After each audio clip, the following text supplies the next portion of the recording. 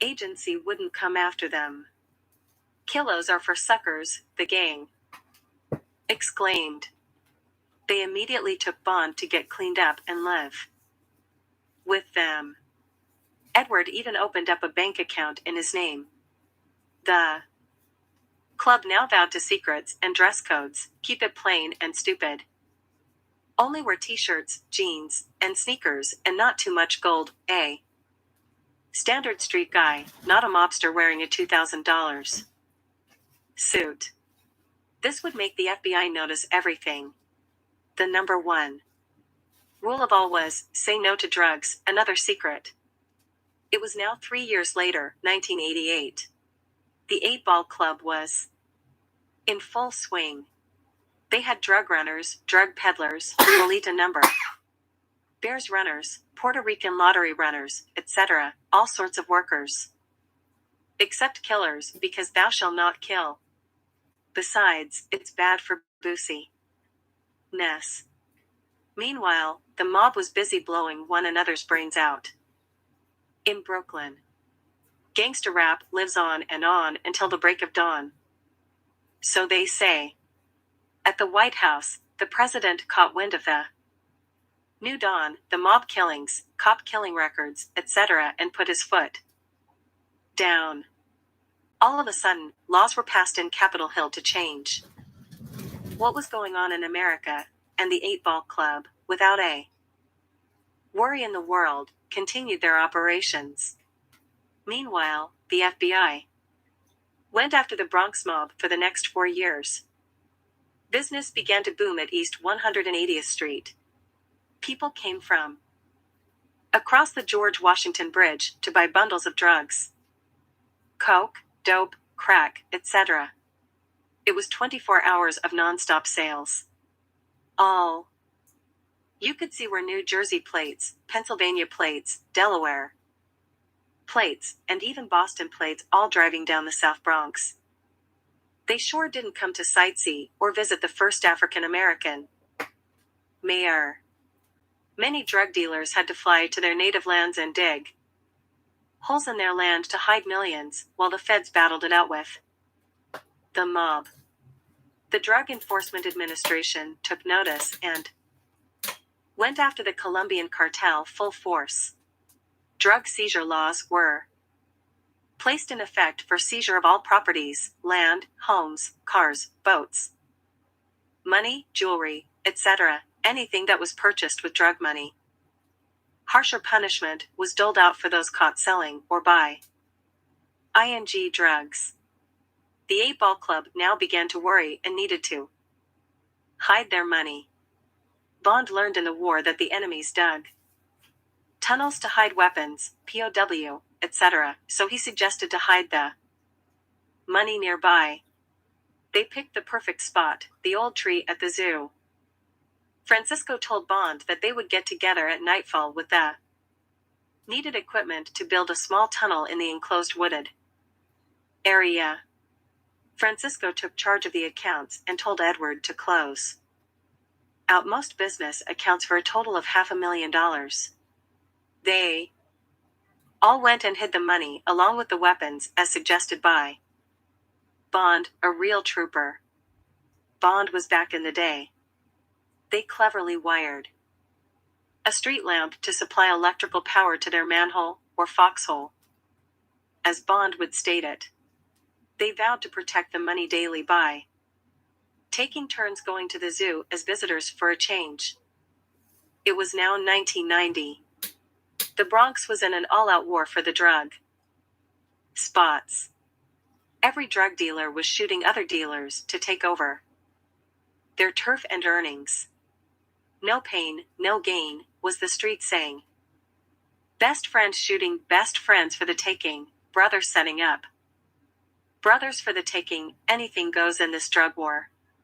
Many began sticking up drug spots for the illegal money. Besides, they couldn't call the cops. Many began sticking up number spots, and many PLE began to rob their mothers, fathers, sisters, or brothers, all for the hit of crack. Weapons of choice were the 9mm, MAC-10, or AK-47. Just to go to the store was a mission. The Bronx was a complete battleground filled with Army-issued weapons, green boxes and all. Bond figured it was Army guys on crack selling or trading the U.S. government's weapons for drugs. Many said they came from the rednecks down I-95, south of the border. Even hand grenades were available if you needed them. The local police were outgunned in the Bronx. They were no match for what was coming, so they just left everything alone, picked up their share, and went home to upstate New York every night. That was no problem. They didn't live in the inner city. Francisco decided to drop the gang name, 8-Ball Club, for the heat was on. They no longer wanted any kind of gang-related name and lay low. They again started storing money in rooms of the apartment. Since the FBI paid a visit to Edward at the bank, many drug lords were either being shot or made men by the FBI. The gang immediately cut out Edward. It was too much of a risk. He was a made man. The FBI finally caught up with Edward's money laundering operations and the business behind it all. There was no escape. The U.S. government seized all the businesses and money, shutting down this entire opera tie-in. Edward, as a true friend, took all the blame, pleaded guilty to a lesser charge, and gave the locations of all lands purchased in Puerto Rico and the Dominican Republic in return for his reduced sin. Tense. The U.S. government seized the lands and placed them up for auction. Edward received 5 years in federal penitentiary on racketeering charges. S.T.O.M.P kept running numbers for income being that the cops were after drug dealers. Someone tipped off the police on George and Rock's illegal casino on Tremont, and the police trashed the place, making over 24 arrests. Lucky enough, George and Rock slipped out the back door. The investigation brought on the Gaming Commission to investigate other such locations in the Bronx. Francisco's nickel bag operation went down the tubes. The building burned down, and the city seized its property. Meanwhile, the cab bees who worked for Francisco stole all the cabs with the title Doku Ments and everything and moved to Brooklyn. The shop was empty. Being the cars were purchased with drug money, Francisco couldn't report them stolen. Slick move on part of the cab drivers. Afterward, the shop was raided by police on a drug sales tip. Police found N.Y.P.D, and Francisco immediately closed the shop. All the gang had left was the crack spot with Frank and Roy running the show and S.E. running numbers. The guys knew the end was coming because the law was changing and people vowed to take back the streets. It was the year 1992. A man who played the saxophone was the president, and America took notice of this great man. The drug dealers laughed at the idea of this man stopping crime in America. It was no joke. This was the man who gave back the streets to the PLE. We the people, that is. Gun laws changed, and this brought the Bureau of Alcohol, Tobacco, Firearms, and Explosives, ATF, U.S. brought government agency into the Bronx to bust the drug dealers. The Drug Enforcement Agency worked side by side with the ATF and wiped out the South Bronx. Frank and Roy were busted for smoking the prod. They vowed not to use along with guns. The money needed to bail them out had to come out of the hidden funds at the secret zoo. Location: Francisco, Bond, George, S.E., and Rock had to come up with $200,000 because of the amount of guns found at the crack spot. They all agreed to bail the Blood brothers out and went to the zoo hideout to get the money. The boys group, who were now men, had to face the music. At the hearing, Frank and Roy were sentenced to 5 years on probation, and the U.S. government seized the $200,000 bail as undeclared tax dole. Lars, a real bombshell. The criminals in the Bronx began to feel the pressure placed on them by a U.S. president as well as a new mayor in New York City. There was nowhere to run or nowhere to hide. S.T.O.M.P kept running numbers on Southern Boulevard to keep the funds at the zoo safe. Some of the guys had girlfriends and began getting soft. They didn't want to sell crack anymore. Edward was serving his time like a true friend. Francisco placed junior drug peddlers on the streets to sell dime bags of coke. That failed, the dealers would either get busted or steal the bundles. There was no loyalty in this business anymore. Even the lookouts would be turncoats. The new mayor had creamy nails on the grill, the mob was history, and the blue wall of silence came crashing down. S.T.O.M.P one day dropped some number sheets on the floor and forgot about them, and along came some cops from Manhattan South on a tip-off to investigate the joint. Cops spotted 357 action on the sheets and arrested S.T.O.M.P with the evidence. What a dummy. This cost the gang 50,000 big ones. S.T.O.M.P was given 5 years on probation and now took the numbers in the parks. Frank and Roy started up the crack smoking again. Francisco hit the coke with George and Rock. Bond ended up in the Veterans Health Administration Medical Center for Post-Manic Syndrome. At the zoo, Francisco noticed the funds were low and decided to split the money by giving each member $25,000, setting aside Edward's share. They all agreed to take $25,000. Hardly ever came out at daytime and spent most of the day sleeping. Each. Francisco reminded them of the master plan and brotherhood oath taken 10 years ago at the zoo location. Bond stood up, gave a salute, and quoted, "Death before dishonor." Everyone stood and agreed with what Bond stated and yelled, "To the brotherhood." Each took their share and headed home. It was now January 1994. 2 years had gone by, and Edward was released from federal prison on good behavior with 1-year probation hanging over his head. He headed to the Bronx to join up with the Brotherhood once again. By this time, the guys knew the stakes and that the odds were against them. Street-level drug dealing was a thing of the past. Everyone was getting busted left and right. They discovered the U.S. government agencies, such as the DEA, F.B.I, and ATF, were using satellite tracking methods against the streets of the Bronx. They could observe all street-level action with the use of satellites. They could pinpoint every detail of the streets, drug deal airs, where they hit the bundles, the money pickups, and every car used by drug dealers. Most of them thought the people were ratting them out or that informants were giving information on their opera tie-ins. Nothing could be further from the truth. Pictures speak louder than words, especially video surveillance using satellite tracking as informants to seal the fate of the so-called street-level drug dealers.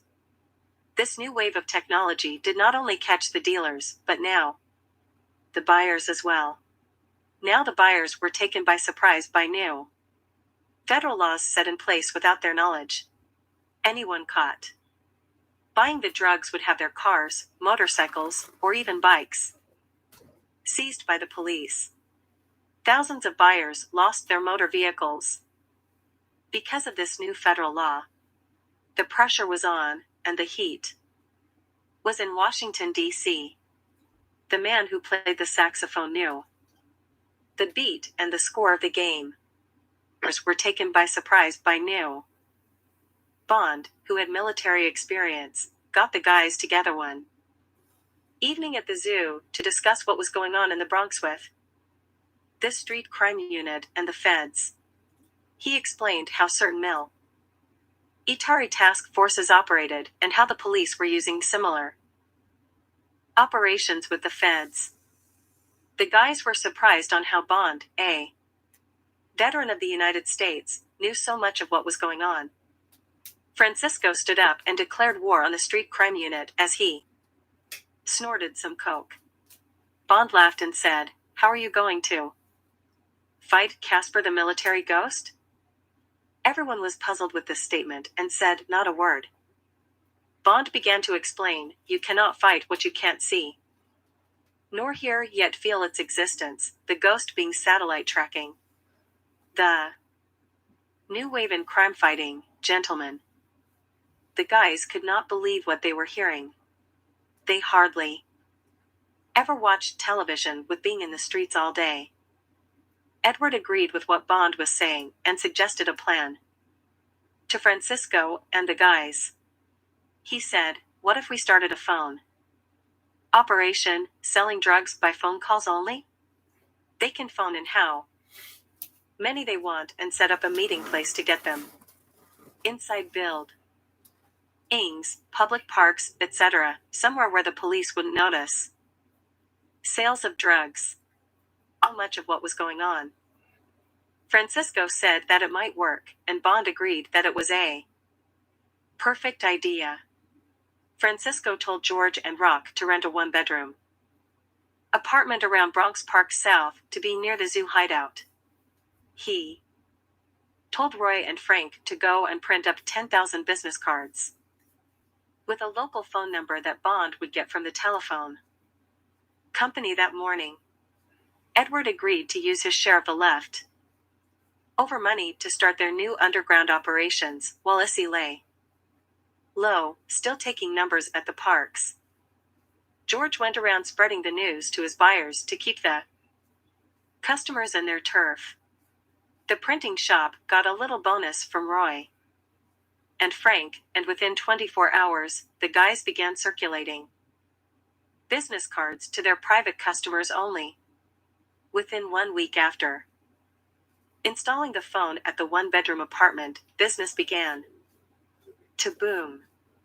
Someone would call, and Francisco would tell them, "Meet me at the fish store, meet me at the toy store, meet me at the park, etc., never meeting at the same location twice with deliveries made on bicycles only." Francisco manned the phone at the apartment as Bond, George, and Roy cut the coke and dope and made bundles for sales. Edward again resumed managing the finances of the operation, but this time no banks were involved. But at times, money orders would do. Issy stayed in the park, taking numbers as well as serving as a walkie-talkie lookout for nearby cops or unmarked vehicles. Rock, Frank, and Issy stayed in constant communication outside and reported to Francisco inside the apartment. Rock and Frank were the delivery men on dirt bikes. Bond explained the tours of duty for law enforcement watches and demanded no drugs be sold with children around, therefore, restricting sales to being after 4 o'clock in the afternoon. The cops' 4 to 12 tour of duty. Everyone agreed to this plan. Meanwhile, the foolish street-level drug dealers and buyers were getting hit hard by the street crime unit daily with the constant arrest of those same people. The more drug spots got shut down, the more business cards Francisco and Bond got printed. The guys weren't making millions, but they sure were cutting the mustard. No police officer could touch the gang, they were untouchable. The new mayor was taking the credit for making the streets safe again for all New Yorkers and promised to do more using the police department as his clutch. The Bronx became a police state with police brutality on the rise. The South Bronx was getting the worst of it, the East Bronx to follow. Guys were taken to City Island, not to eat, but to get beat. Police also had their hideouts for personal street crime unit affairs. No thug was safe anymore. The people took back the streets as land. Lords raised their rents sky high, the price people had to pay to get the streets back. Girlfriends or wives who had their thugs imprees. One could no longer pay the higher cost of rent on welfare and were forced to move in with parents or family, sometimes leaving every thing behind as they were evicted by the city marshal. Many were forced out of state and out of the Bronx because of no rent control on these buildings once ruled by drug dealers. The people won back the streets, all right, with the mayor getting all the glory. It was now January 1996. 2 years had gone by, and the Sachs off-on playing president won a second term in office. Don't stop thinking about tomorrow was his slogan. The Bronx couldn't stop thinking about today nor yesterday, as the mayor let the Bronx have it by forcing the poor out of the Bronx and making policies for city workers to move into the inner city. On the other hand, the president didn't forget about tomorrow and placed drug lords and drug cartels out policy, brought street-level drug dealers to their knees, drove drug lords underground, and kept drug cartels on check. The mayor immediately wanted to be re-elected to join in on the president's plan. Meanwhile, the Bronx thugs were getting beat up daily by the street crime unit. Some even got killed. After a while, the innocent citizens became thugs to the street's crime unit. Everybody in the Bronx was getting it no matter what the reason was. The Civilian Complaint Review Board couldn't think about tomorrow, for the morrow was being taken care of by N.Y.P.D. As for Francisco, Bond, Roy, Edward, Rock, Frank, Issy, and George, business was smooth as ice. They knew the street crimes unit was looking for those suckers who kept on with street-level dealings, now getting 2 to 4 year sentences mandatory by the state of New York. No more revolve. ING door justice, it now was 1, 2, and 3 strikes of felony.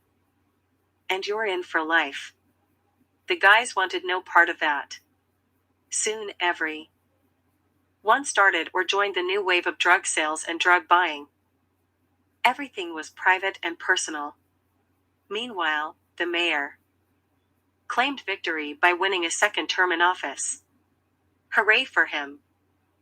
This year, the guys vowed to watch the ball drop at Times Square and join the mainstream in their celebration of the new year. The guys wanted to taste and feel what everyone in the crowds enjoyed each year, while most of the Bronx just sat in the fire escape, blowing fire crackers or shooting guns in the air for the thrills of New Year's Eve. So on December 31st, the guys gathered at Times Square to watch the ball drop within the crowd.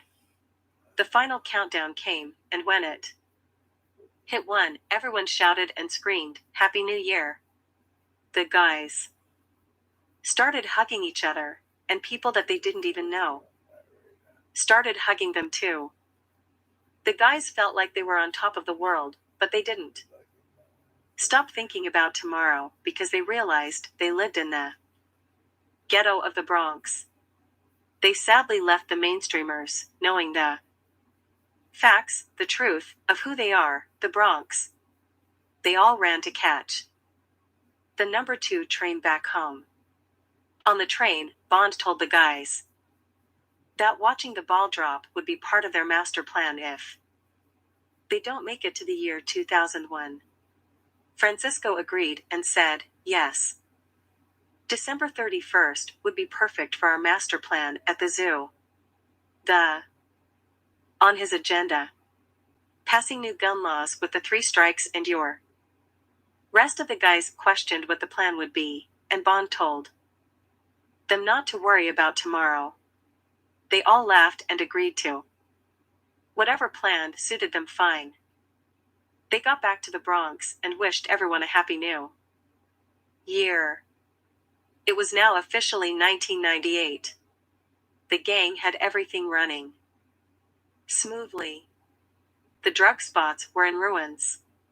Many people quit drugs and went into rehabilitation programs because of the junk that was being sold on the Bronx streets.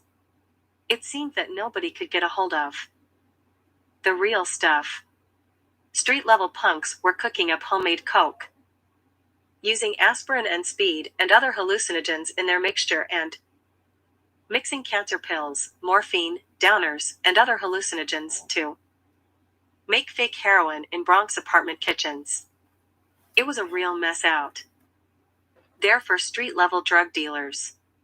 For the fun of drug operation, it was for members only. No one sold to new customers or strangers. A rat couldn't even fit through the cracks. That's how organized the drug lords demanded it to be. The gang would change their phone number (BR) every 6 months without detection. New cards were printed also to keep business running smoothly. Carrying guns became a fool's nightmare. There was a 1-year mandatory sentence, for starters, if the gun was linked to any bodies. The sky was the limit. When the Toys for Guns program opened, the gang loaded the joint with automatics. No questions asked, right? The mayor suspected drug trafficking in taxi cabs and began pulling street-level drug dealers out of the cabs, livery cabs, any cabs. All the police ever got were kilos of homemade junk. He began pounding the livery cabs, taxi cabs, and yellow cabs using the Taxi and Limousine Commission, TLC. As a result of this knowledge that the street-level drug dealers were transporting drugs via taxi. Now, in the Bronx, people feared taking cabs and instead took the bus or train. Metro cards became a boom. ING business for Mr. I Love New York. The Bronx was now an a lion's den. There was no way out for the drug dealers, just a job, just over broke. Meanwhile, the street crime unit was being dismantled by the public via the media and civil rights groups because of their excessive use of force against citizens of the Bronx. People now feared the police and the police brutality in the inner city. By 10 o'clock, everyone knew where their children were, upstairs, locked in their rooms. Drug sales were down, and no one was in the corners drinking brew anymore, for this was a crime now. Loitering was prohibited by the N.Y.P.D. of the Bronx. Got caught with a beer in your hand, a fine, or rest peacefully in the ghetto without loitering or going outside their buildings, for now this also became a crime. To keep the fire going, the mayor put more cops on the beat. You couldn't make a move without a cop breathing down your neck. It was a direct passageway to Rikers Island. The fun of drug operation was kept for members only for the years that lay ahead. The gang changed departments often to avoid detection by police. Customers were now screened to sniff out the rats. The gang was not making mega bucks, but they made enough not to end up back on welfare, which now became workfare, in which the person had to clean up the city's mess for their checks. Roy and George got their girlfriends pregnant and needed more money to start their families. Edward decided to get married through the Catholic Church because of the beliefs he claimed, but the gang knew it was a shotgun wedding, being that the girl was only 17. The girls wouldn't give Bond the time of day with all the drugs the Veterans Administration Hospital had him taking. For Francisco, Rock, Frank, and Issy, life was nothing but a dream, so they stayed single. Besides, it was better to deal with the business without all these emotional conflicts. After all these years, the brotherhood oath stood tall. It was now November 2000, over 2 years had gone by. The president who played the saxophone was on his way out of office, and his wife was running for New York Senate. The polls were in her favor. The phone-a-drug operation began to increase in sales being. It was an election year. People began demanding drugs like coke and dope again. The phone was ringing off the hook. Francisco cheered. Because he knew once they got rid of the sax-playing president, everything would go back to the way it was. Bond explained to Francisco that this new president who might win was the son of a former president, so he shouldn't get so cocky or foolish with their operations. Francisco said, "We will wait after the holidays to put into effect our master plan. It's been 30 years into our brotherhood, and we must stick together." Before leaving office, the last president vowed to declare war against the Colombian cartels. It was now January 2001. The newly elected president took control of the White House as his father did years ago. He was a no-holds-barred Republican president. The mayor of New York City was under fire by police for an increase in salary and claimed the mayor used them for his power and glory. Meanwhile, the citizens trusted not the mayor or the police, a real mess in the Big Apple. The former president's wife was now a senator in New York and used her southern ways to control the northern police state, New York City. Now the police had the mayor with his back to the wall and demanded equal time, equal pay. The mayor now began to lose control over the N.Y.P.D, his main backbone of support against crime in New York City. The police just wanted to do their 8 hours and go home. Arrests started to decline in the Bronx. Local criminals took this as the coast being clear and began robbing cars, stealing, holding up bodegas, etc. The guy stayed low in fear of this new president and didn't believe the hype of the media as they downplayed what was happening in the Bronx. Word from the street got out to the White House about this phone-a-drug operation going on throughout the cities of New York, New Jersey, and Connecticut, the tri-state area. The new president was astounded with the information received about drug sales and immediately brought this to the attention of Congress for congressional investigation. 90 days went by, and Congress passed new laws into legislation allowing the Federal Communication Commission, FCC, to join forces with the Drug Enforcement Agency, DEA, and the Bureau of Alcohol, Tobacco, Firearms and Explosives, ATF, in the war against drugs and illegal firearms. The new laws passed allowed federal FTS lines to tap into telephone lines for anybody suspected of selling, trading, or buying illegal drugs or firearms over public telephones lines. The president and Congress knew the civil liberties and constitutional rights of the people would be violated when taking such actions, but they also knew that the freedom of America and to be American was a privilege and that a person had to earn the right to live in America among the working class. Tax-paying citizens have always viewed the street-level drug dealers as outcasts of the community and society itself. The last president vowed to take on the drug cartels, and by golly, this is the way the president exclaimed. The issues were taken to the Supreme Court, the highest federal court, for approval of a top-secret U.S. federal government probe involving the FBI's team Leaders. Under special guidelines, the Supreme Court allowed the Sting, the FBI, FCC, D, ATF, and N.Y.P.D were now the force of vengeance for those who hurt America. This would be the biggest bust since the French Connection in the Bronx, exclaimed the FBI director.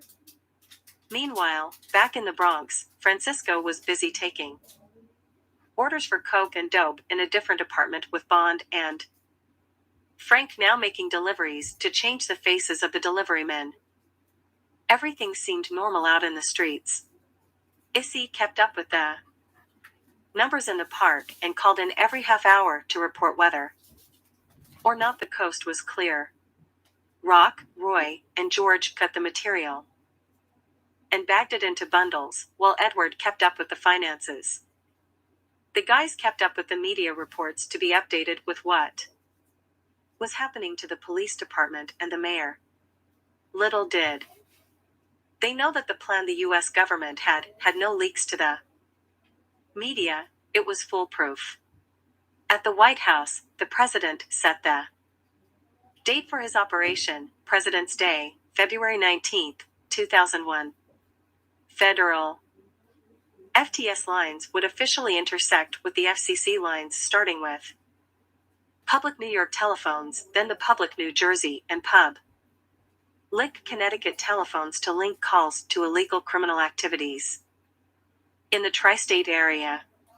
These would be recorded by the FBI via ETS, Federal Communication System, for further development of criminal cases against violators of federal laws and the United States of America, as well as the state of New York, the state of New Jersey, and the state of Connecticut. The new president made this an executive order to be carried out on February 19, 2001. It was now February 14, 2001, Valentine's Day. Most of the guys were with their girls, while Francisco and Bond cut the drugs and made bundles for the days to come.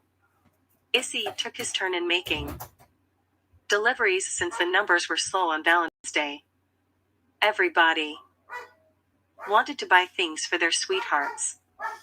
All seemed quiet and calm, but it's always quiet before the storm. Little did anyone know the party was about to begin. February 19, 2001. The police again staged a protest against the mayor. They rallied in front of his mansion with the Police Benevolent Association for hours, harassing the mayor. The media was on the scene, and the mayor threatened the police with martial law if their civil disobedience and insubordination continued on his turf, the mansion. Police immediately left the premises to avoid the use of the Uniform Code of Military Justice, in which a mayor has the option of using in such disobedience involving his own police department. Trying to overthrow a city official, especially its own mayor. News broadcasts scatter everywhere. Washington, D.C., looked on as their plan was in effect. They had steady control over New York's finest. For the only souls who knew about this plan were the mayor and the police commissioner. The FCC immediately began tracking drug transactions via public telephones all around the Bronx, Manhattan, Queens, Brooklyn, and Long Island. The FTS federal lines intersect with the FCC lines for the FBI to record drug transactions over public telephones to build the case for the U.S. government as well as the United States of America. The same actions were taken in New Jersey and Connecticut states. Nearly 5 months went by, and it was July 4, 2001. The FBI had secretly recorded thousands and thousands of drug sales via pub lick telephones, establishing its case for the U.S. federal government in the interest of the United States of America. As the operation continued through the tri-state area, back in the Bronx, Francisco changed his drug sales to another apartment and changed his phone number. Again, to avoid detection. All the guys started celebrating the 4th of July that evening by blowing up firecrackers and all sorts of fireworks. Near the zoo, Francisco asked Edward to go back to the new apartment and pick up most of the money and coke so they could hide it in the secret zoo location for their master plan at the end of the year. As Edward left to go to the apartment nearby, a number of unmarked vehicles arrived at the building of their last apartment. It was a raid, with federal agents all around the place. They broke down the door of their last apartment and wrecked the place. Francisco and Bond called on their walkie-talkies to warn Edward of the danger headed his way, but the dummy had his walkie-talkie shut off. Meanwhile, the phone rang in the new apartment, and Edward started to take drug orders with the FBI closing in. Sure enough, the FBI uncovered the exact location of the spot, and boom went the door of the apartment on the 4th of July as a massive amount of federal agents flooded the area. Edward, with no way out, jumped out the 4th floor apartment window like a true kamikaze, falling to his death. People started screaming and blamed the feds for throwing Edward out the window. The FBI secured the building and seized the money and drugs inside the 4th floor apartment. Meanwhile, downstairs, a small riot broke out between the feds, the police, and the Spanish community. The people shouted out, "Killers, you killers," and "You killed Edward," as Edward lay face down on the pavement. Francisco and the rest of the gang thought the same thing. "Jesus, they killed Edward," Bond exclaimed. The gang immediately went into hiding in their secret tunnel beneath the zoo. Everyone was crying as their teeth were chattering from the fear of Edward's gruesome death. Meanwhile, the FBI, the DEA, the FCC, and the local police were having it out with local gang members. It was the 4th of July, all right. Bang, bang, boom, boom, went the weapons of the gangs and of law enforcement. At the end, many law enforcement officials were injured, but many gang members were also injured and many arrested for obstruction of justice and held accountable for the money and drugs found in the apartment, which was over $1 million. Some people were at the wrong place at the wrong time and never learned to mind their own business. Edward was buried days later at St. Raymond Cemetery. The Brotherhood didn't attend. Instead, they came at nighttime to pay their respects, the information of his whereabouts given to Bond by Edward's wife. They jumped the cemetery gates to see him. The gang knew this was the end of the line for them. Bond was losing his mind and wanted revenge on the cops and the feds. Everybody headed back to the hideout in the zoo.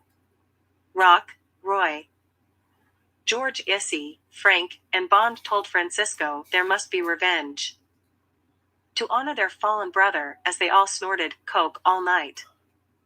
Bond told Francisco, "It's been 30 years now. Let us do the master plan now." George then quoted a phrase from the Bible, "It shall be like the days of Noah's Arkansas." Then Bond stepped in and said, "That's it, Noah's Ark." The rest of the gang looked puzzled. "Noah's Ark," they all said. "Yeah. Noah's Ark," exclaimed Bond. "We will use the animals from the zoo to get back at the police." Now Francisco sat down and let Bond take command of the master plan, the final battle, the end. And they all snorted coke. Bond was sick to think of such a plan, but it was the war that made him this way. Francisco got into Bond's head and began to feel the plan out. Francisco said, "Yes, we will coke up all the animals in the zoo with Mixture of coke and rat poison. Using dart guns, we will inject the drugs into the wild animal population. Francisco then explained. Other smaller wild animals, we will crop dust them with rat poison and angel dust using small fans. Francisco explained detail by detail how to make the wild animals furious again. Afterward, they would unleash the fury onto the streets of the Bronx for the day of the zoo. This will be our master plan. Bond was elated with the plan, and they all agreed on getting back at the Bronx for killing Edward. For the meantime, everyone lay low in the hideout. Bond thought that he was in the war again and gave orders to all of them. Francisco went along with the orders to accomplish the master plan. Bond set the day to attack the cops in the Bronx, December 31, 2001, New Year's Eve at the stroke of midnight. All the guys were puzzled about this date but went along with the soldier of fortune. Bond went on to explain the plot of his master plan. He said, "We must kidnap the main man who administrates the zoo 3 to 4 animals, and most of the security team. The zoo administrator must be forced at gunpoint to convince all employees without argument that relievers for their duties will be available while they are granted 3 days off for the holidays. During these 3 days, nobody will be feeding the animals. Instead of food, the animals will receive high doses of coke mixed with rat poison to make them furious and wild, enough to have them bust out of their cages. Angel dust will be used for the small animals, using dart tranquilizer guns filled with drugs. Gates securing the larger animals will be cut, leaving them able to charge toward the pathway to freedom to the streets of the Bronx a half hour before the Times Square ball drops, giving us time to release the zoo administrator and make our getaway," Bond exclaimed. Francisco and the guys couldn't believe what Bond was about to do for the Brotherhood. Francisco told Bond that he was insane. Everyone laughed, thinking Bond was joking, and Bond slammed Francisco to the ground and told him, "This is not a joke. Man, are you guys in or out of the Brotherhood?" Francisco got up and said, "Whatever you say, Bond," and the rest of the gang agreed to his master plan. After this, no one dared to laugh at Bond. The guys stood at the tunnel for 3 weeks, getting food only at night, cleaning themselves up with baby products, and whip-ing themselves down, using the wooded areas as a bathroom. They knew they had to stay low until things cooled off. The guys still had the walkie-talkies and cellular phones, but were afraid to use them, assuming the feds would be listening on the other end. Meanwhile, the feds were making massive arrests in the 5 boroughs, New Jersey, and Connecticut. Everybody who phoned for drugs were also getting arrested. At times, the feds were taking orders for drugs and delivered an arrest. The house came crashing down. Many cartel's members headed to the airports to leave the country and were arrested at the airports. No one knew who let the dogs out. It was now August 2001. With some of the $25,000 Edward left behind, the guys rented a small basement apartment not far from the zoo. Bond needed medication and was hallucinating. He thought he was back at the war and didn't want to leave the foxhole. Days before December 31st, 2001. Then we must force the guy to give 3 days off to all the zoologists, all the zookeepers who feed the. So they left him there guarding the hideout. At night they would bring him food supplies, water to bathe, blankets, etc. Bond connected a light unit to the electrical cable that was installed when they first dug the tunnel. The gang stayed in the apartment all day until nightfall. They couldn't afford to be seen for the rest of the months that lay ahead. It was now September 2001.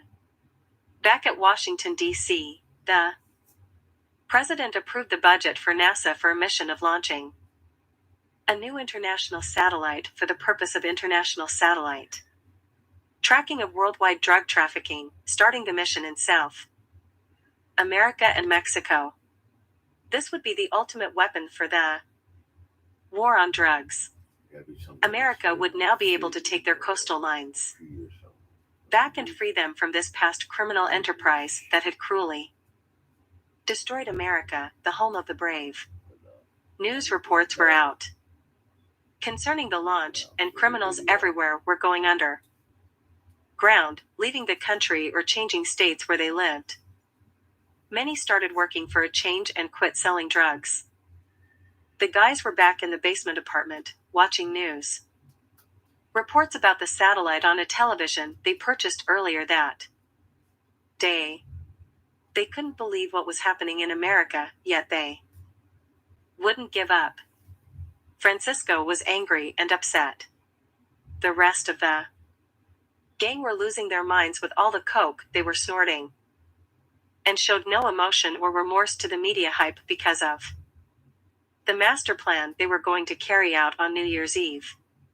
The guys told Francisco not to worry and offered some coke to drown his sorrows.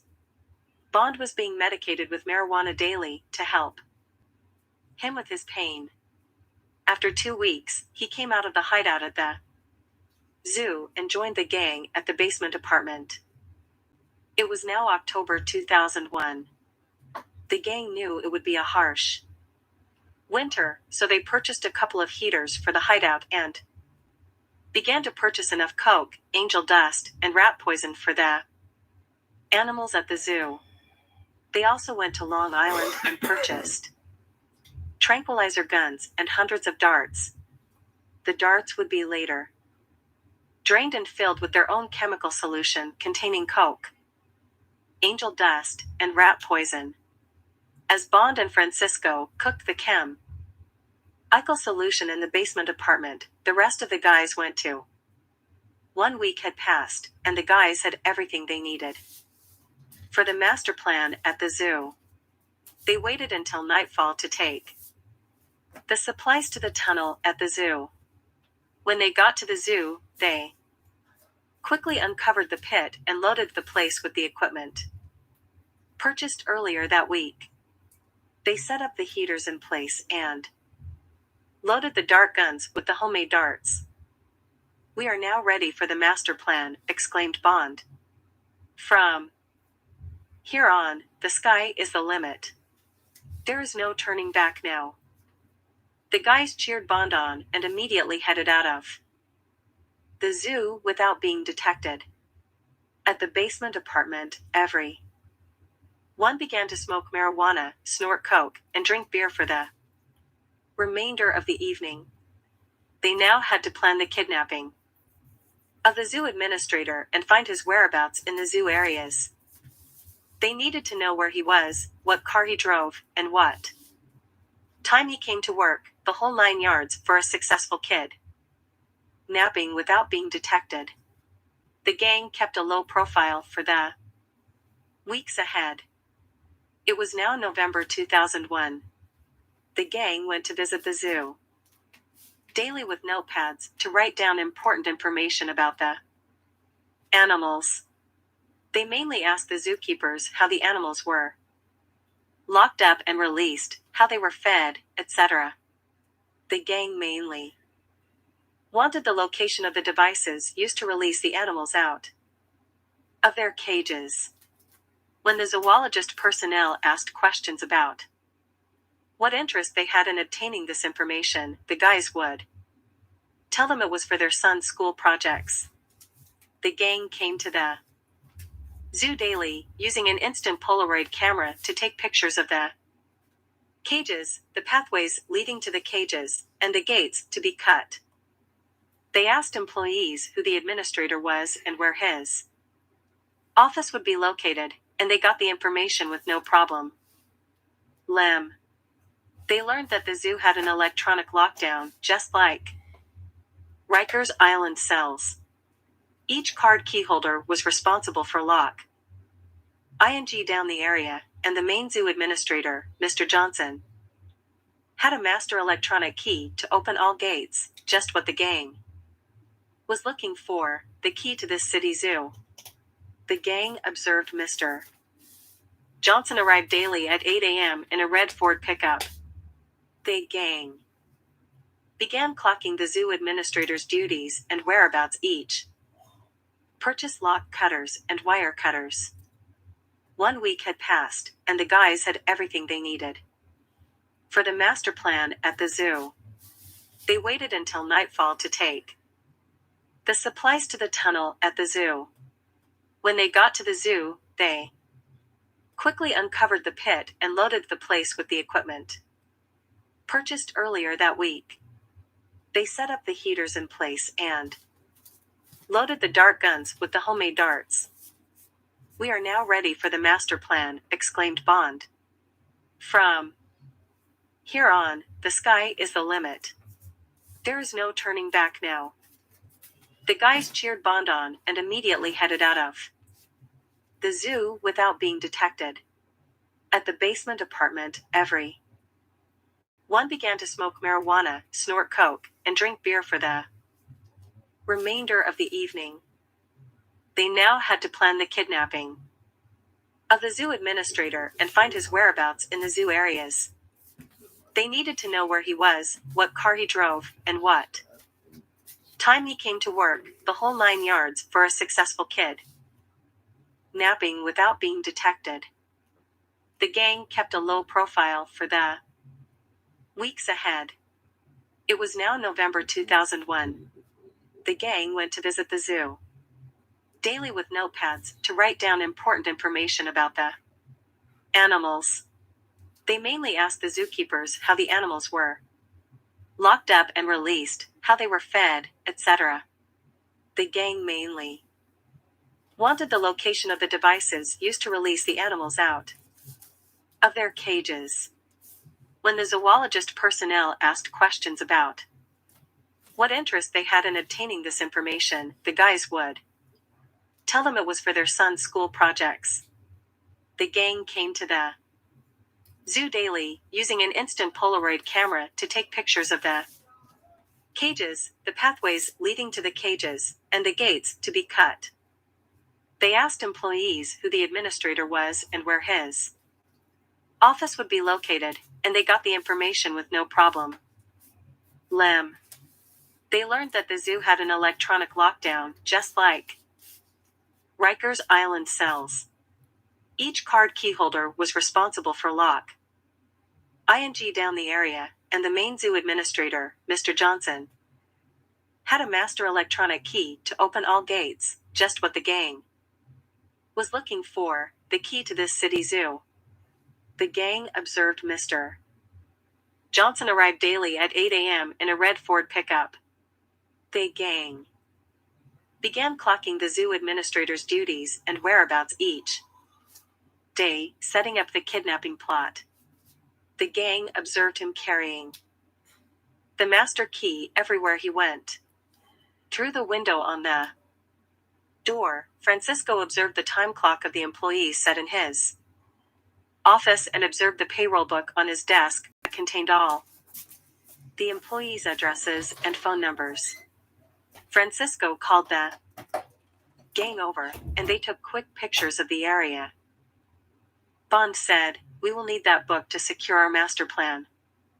When we kidnap this Mr. Johnson, we need to ensure we get all these vital documents pertaining to all zoo employees, especially zoo security."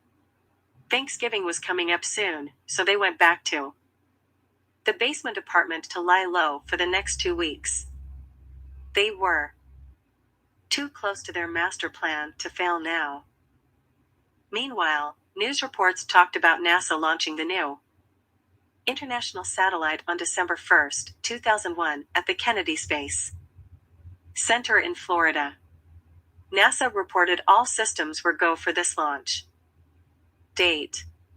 Other news reports talked about the phonodrug operation, bust going on the tri-state area, and how there would be more arrests daily as the FBI compiled secret evidence against all involved in this new wave of crime hitting the city. Bond shut the TV off and said, "You see, men, the war is still going on. Back in the war, the fight was for rubber trees. Now it's for monopoly, who gets the best deal at Park Place. It's the Americans who allow drugs to come into America. In the first place, it was used as a means to keep the minorities down and hooked on drugs. It's not just one person to blame, especially the ones down on Wall Street, holding all the chance cards to this deadly game. We waited 30 years or so. Where is our chance?" Bond exclaimed. Francisco stood up and shook Bond's hand. "You're right, Bond. The Brotherhood never stood a chance in this game, but the master plan will prove one thing to this so-called Bronx. And that is we are all nothing but animals in a caged society. Nobody is going to stop what is coming to them on New Year's Eve. They will feel the fury of the Bronx. Let us seal the fate by smoking this pipe of marijuana and take a moment of silence for our fallen hero," Francisco exclaimed. Us and Wild. They all became restless and began punching the walls. They all yelled, "Let's get them! Let's get those cops! The time will come, the time will come." Bond ordered the guys to relax and gave them lots of coke to snort. Now Bond brought the crew into his world, his mind, his understanding of war with Casper, an unknown, unseen enemy, for sure. Bond kept up his ritual with the guys for 1 week. They didn't eat anything, they just drank water and got high all day and night. They all became one mind for this kidnapping mission. Bond learned how to brainwash people in the war. It was now December 10th, 2001. Bond ordered the crew to chase military camouflage clothing and steel-toed military boots at the sports shop on Tremont Avenue. Bond himself went to purchase boxes of M80s and quarter sticks of dynamite from a local fire cracker dealer at Bronx Park South. After injecting the animals with the homemade drug that would affect the animal's nervous system, M80s and quarter sticks of dynamite would be thrown into the cages and dens to force the wild animals out of their habitats and onto the streets of the Bronx. This was the master plan. The crew returned to the apartment with all their military gear and an extra suit for Bond. Francisco said, "We must kidnap this guy soon." Bond replied, "Yeah, how about on Christmas? Rumors are this: Mr. Johnson is headed toward Florida for the holidays. December 23, 2001, should be the day to strike." The crew all agreed on the kidnapping date. Until then, they all stayed in the apartment to avoid detection. Days went by, and December 23, 2001, arrived. Mr. Johnson was doing his final payroll duties in his office. It was 4:30 p.m. George came into his office to ask him for directions, and Bond quickly rushed in and injected Mr. Johnson with a needle filled with heroin. They quickly grabbed the documents and electronic moss turkey and dragged Mr. Johnson to his red pickup. They took Mr. Johnson to the nearby basement apartment and tied him up to alert. Mr. Johnson said, "What's the meaning of this? What do you want from me?" The crew put on ski masks so they would not be identified. Bond put a gun to Mr. Johnson's head and explained the deal to him. "You will now call your family and tell them to go ahead without you to Florida because you have to catch up with the payroll duties at the Zoo. Now get on the phone, Bond exclaimed. Mr. Johnson, frightened to death, did what was demanded. He called his family and softly explained his situation using his own cell Luller phone. His family bought his story. Bond said, "Good, now call all your employees who run the zoo. And tell them that the zoo will be closed on December 29th, 30, and 31 for inspection, and that people will be there to cover their duties." "You are insane," Mr. Johnson exclaimed. Bond put the gun directly over his eyebrows and began shout. "Ing at Mr. Johnson, you think this is a joke? Do you want to die?" He then pulled the trigger on his unloaded weapon, playing Russian roulette with Mr. Johnson. Bond learned how to brainwash. Mr. Johnson screamed in horror, "Oh my God! What type of game is this?" He then began crying and pleading with Bond. Okay, I'll do what you ask, just please don't kill me." Francisco, with a ski mask on, now played the good cop/bad cop routine with Mr. Johnson and softly explained the master plan to him while Bond held a loaded gun to the back of his head. Mr. Johnson was given an injection of coke and began talking over the phone quickly, giving the 3 days off to every employee found in his payroll book. Bond exclaimed, "What about security?" Mr. Johnson said, "The security force is not part of my administration. They are a private company and man the front gates only." Bond said, "No problem.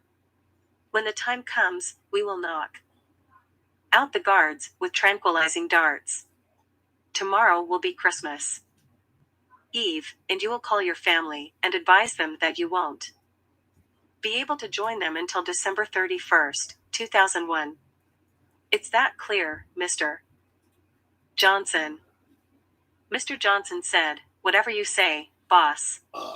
Just don't kill me." Chair. Mr. Johnson was out like a light. The dope put him to sleep. The crew waited a few hours until Mr. Johnson was fully awake and the guys all took a toke of the smoke in the pipe also contained ing angel dust without their knowledge. The guys began to get fury. It was now December 24th, 2001 in evening hours.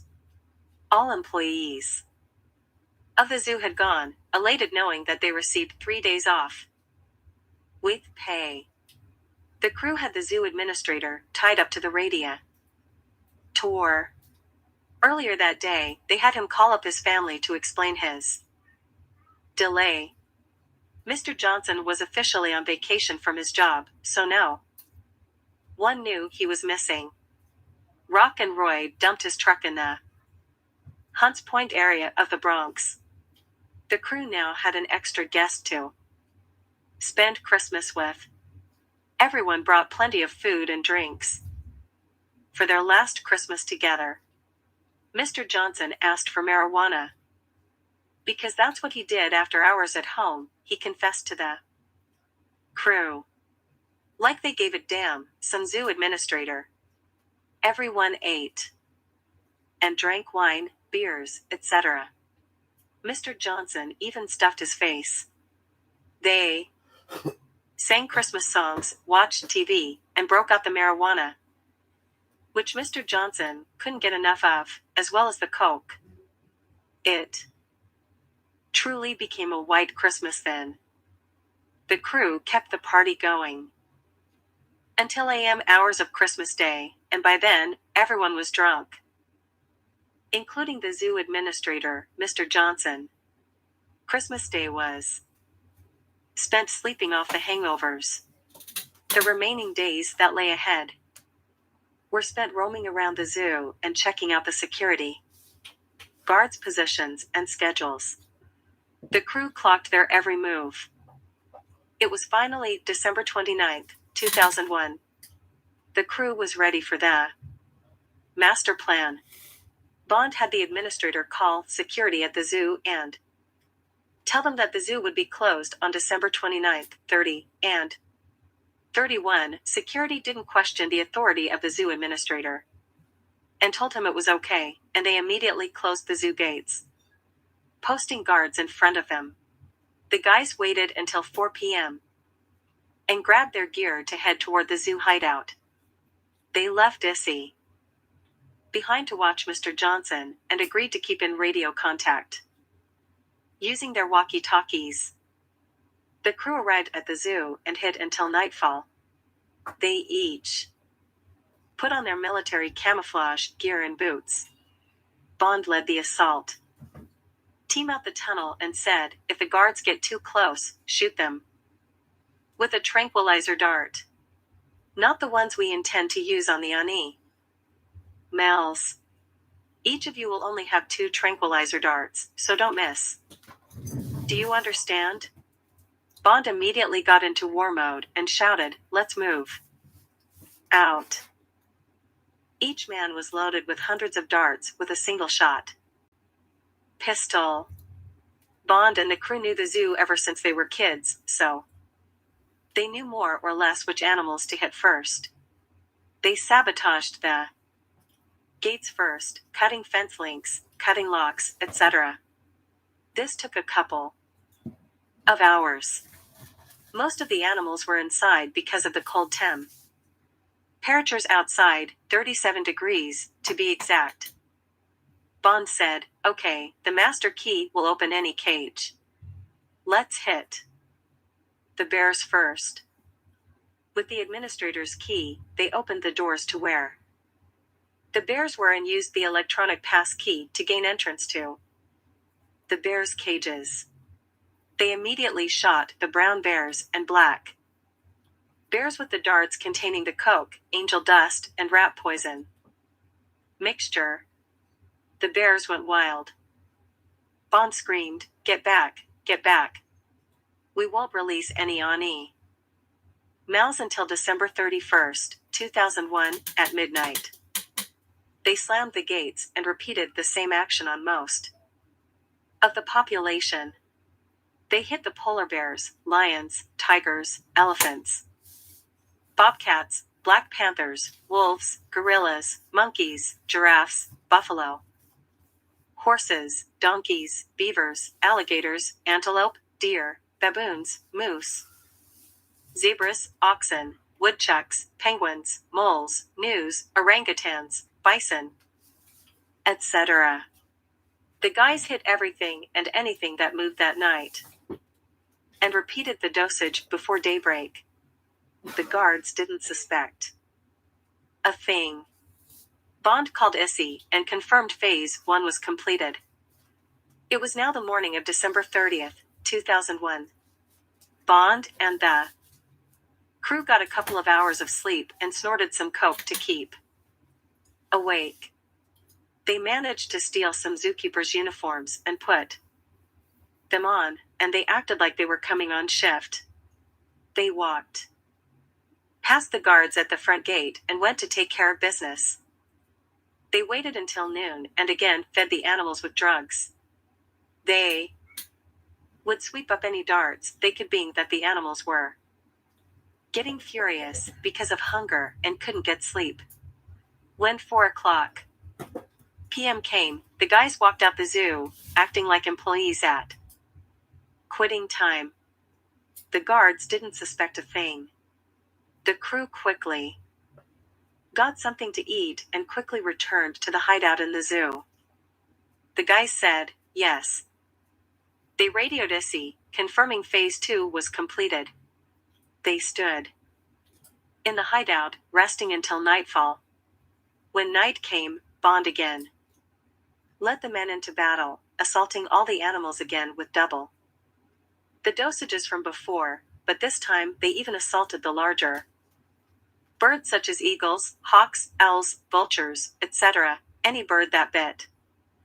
This madness continued until the AM hours of the next day. Phase 3 was completed. It was now doomsday for the Bronx, December 31st, 2001. New Year's Eve. The guys rested for 4 hours and walked past the front gate again as employees wearing zookeepers' uniforms. The Ani Mals were furious inside. They were not fed in 3 days, and no water was given to them, just drugs. The animals were bouncing off the walls with their bloodshot eyes from not getting any sleep.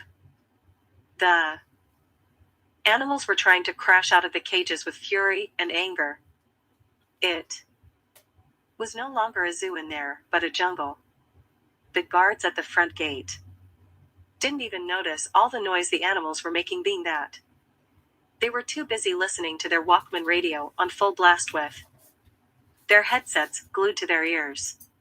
Bond noticed the guards' actions and said, "Okay, let's zap the animals one more time," and again they repeated their dosages of drugs to all the animals and birds.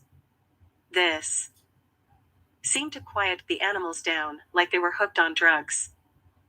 And hooked they were. The hour of 4 p.m. arrived, and the guys headed toward the front gate without being detected. The guard in the front gate was busy grooving to the beat. They called Issy and reported that the stage was set for the night before heading to home base. The guys all went back to the basement apartment to shower up, eat, and rest until nightfall. The zoo administrator, Mr. Johnson, had no idea what was going on. The guys let him take a shower and began to treat him nicely, but they still needed to tie him up until midnight. The hour of 9 p.m. rolled around, and the guys were getting restless. Francisco and Bond gave the men final instructions on the master plan they were about to carry out, and could be heard from outside the zoo gates. People passing by would notice the loud sounds and questioned each other on what was going on in the zoo.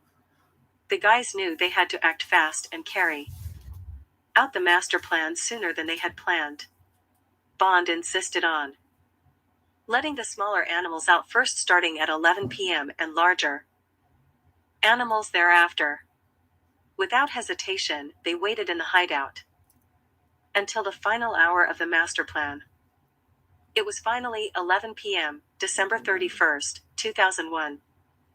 The hour has come. Let's do it, Bond exclaimed.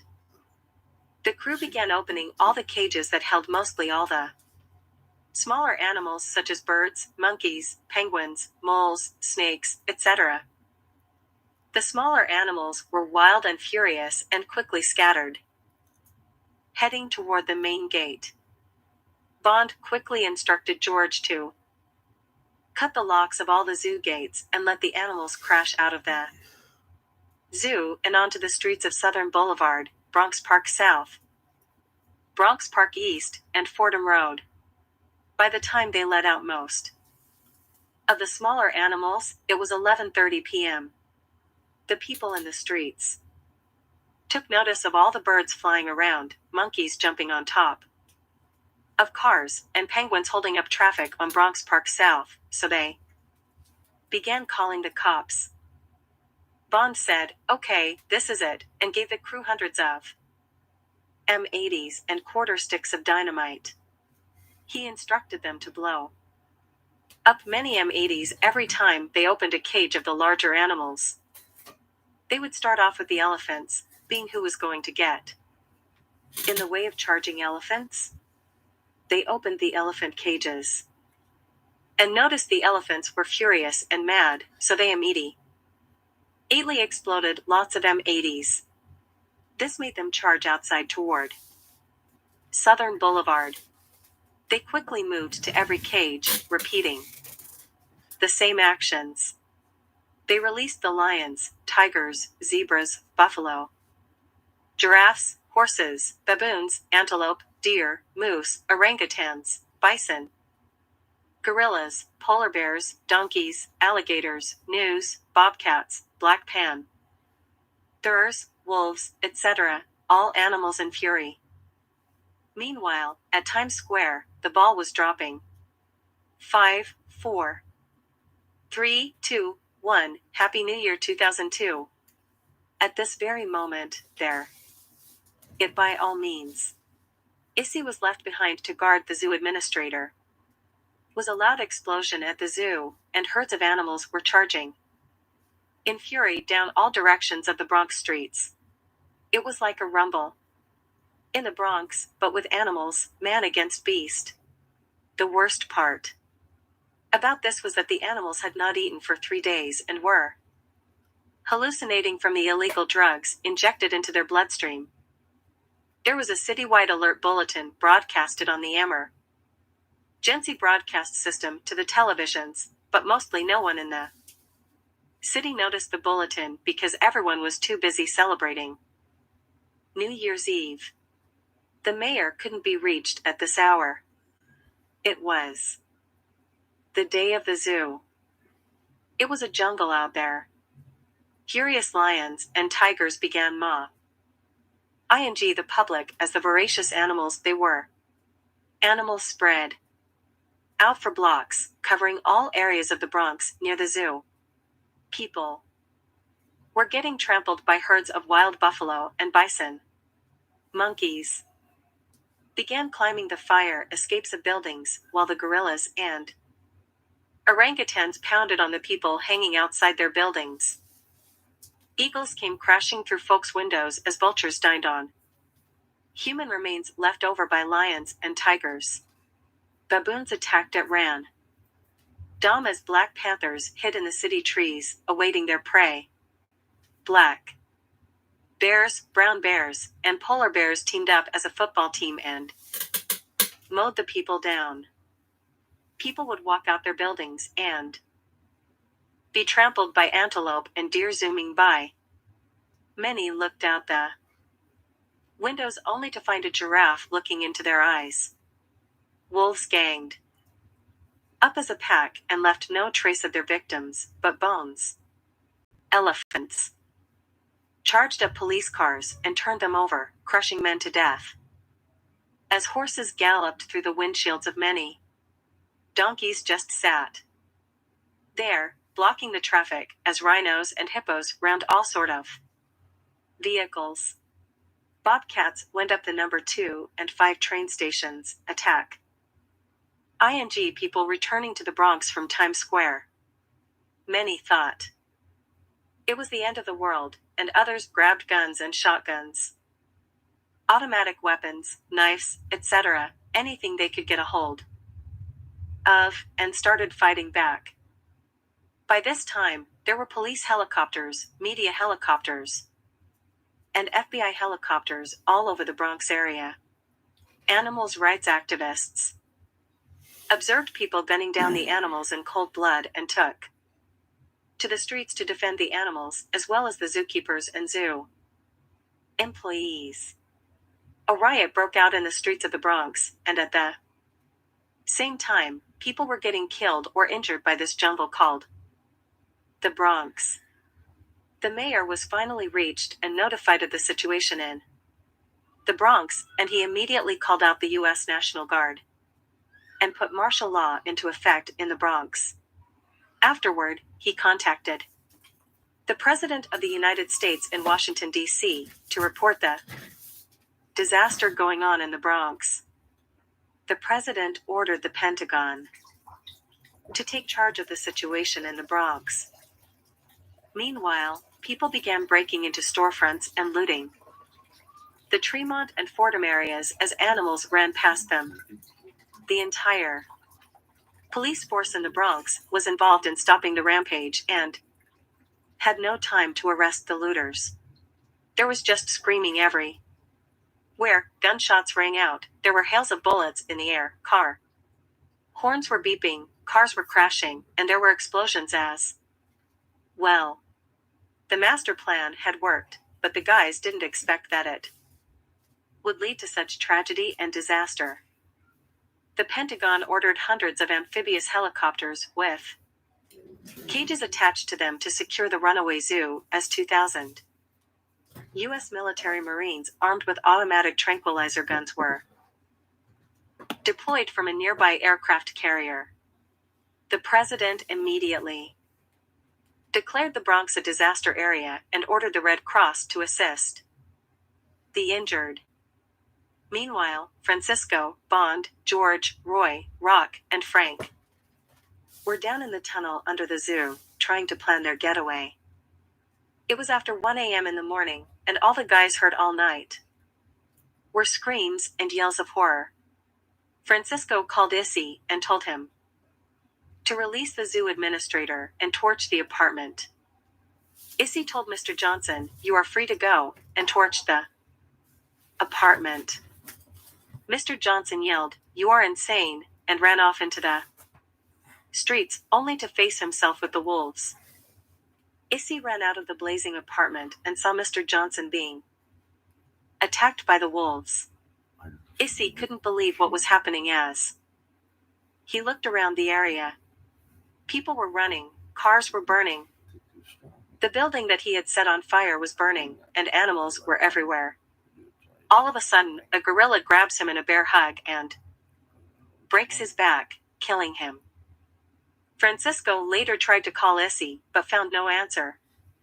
Bond began to panic and hallucinate in the pit and yelled, "You'll never get me," thinking he was in the war again. He jumped out of the tunnel and disappeared into the woods in the zoo. Francisco was now in command again and had to think of a plan to escape. As for the rest of the guys, they began to realize that there was never an escape plan to begin with, and told Francisco that there was no tomorrow as they dashed out of the foxhole. Then they jumped over the Bronx Park South Gate as Francisco tagged along. Outside the gates, for the first time, they noticed what this master plan had created, a monster. The police observed the guys jumping over the gate and gave chase as the guys disappeared into the animal circus. Meanwhile, the 2,000 Marines hit the streets and pleaded out with the animals, putting them to sleep by tranquilizing them and later placing them in cages attached to amphibious helicopters that airlifted them back into proper zoo cages and proper zoo areas, a task that would cost the city millions of dollars. For the meantime, the FBI were looking for the responsible parties behind this plot. Many terrorist groups were phoning in and claiming responsibility for this terrorist act, so the FBI didn't know where to begin. Many blamed Mr. Johnson, the zoo administrator, who had the keys to the cages. Nevertheless, all hell broke loose. The blame game started. Fingers started pointing, and 3 fingers started pointing back. It was anybody's game. During the process of bringing back the animals, the U.S. Marines noticed a light coming out of the ground. They went to inspect the area and remove the hatch Francisco left open, and they discovered the secret hideout the guys dug up, calling it a bunker.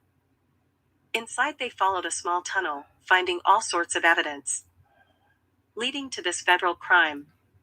The FBI were called in to secure the crime scene. Many fingerprints were lifted off the darts found, shovels, picks, water bottles, etc. Most of the guys had police records, so they wouldn't be hard to find. Bond was captured by the Marines in the woods and taken to the VA hospital, since no fingerprints of him were found on the equipment. The FBI thought he was just a veteran, hiding for cover from the animal attacks. As for Francisco, Rock, Roy, Frank, and George, who were on the run from the police, they were in the spotlight on the list of America's Most Wanted. They made the top most wanted men right that hour. Francisco told the guys they would have to split up after getting away from the police. The men agreed and immediately teared into the crowd. Rock ran down 182nd Street, and a baboon jumped on his back and bit him on his neck, killing him instantly. Frank tried to break into a car, but an owl poked his eyes out, leaving him blind and screaming for help. The crowd running the opposite direction pushed Frank to the ground and trampled him to death. George ran back to his neighborhood, but word out on the streets was that he and his boys were responsible for letting the N.Y.P.Ds loose in the hood. So the gang gave George a beatdown like animals and killed him, leaving the vultures to devour his body. It was devastating how people became animals themselves in disasters such as this. By daybreak, most of the animals were captured, but many smaller animals were still on the loose. Francisco turned himself over to the FBI and confessed his involvement in this evil crime against mankind and the citizens of New York City.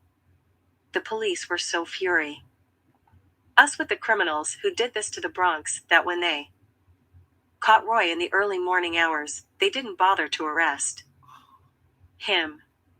They just unloaded their weapons, shooting Roy over 50 times, demonstrating the animals the police have always been in the Bronx. After it was all over, the Bronx looked as if an earthquake had hit. Francisco was sentenced to life without parole for his part in this crime against humanity. Bond was transferred to the Upstate Veterans Health Administration Medical Center for years of observation. So it goes to show that drugs bring out the animal in all of us, and in the end, it's always like the day of the zoo.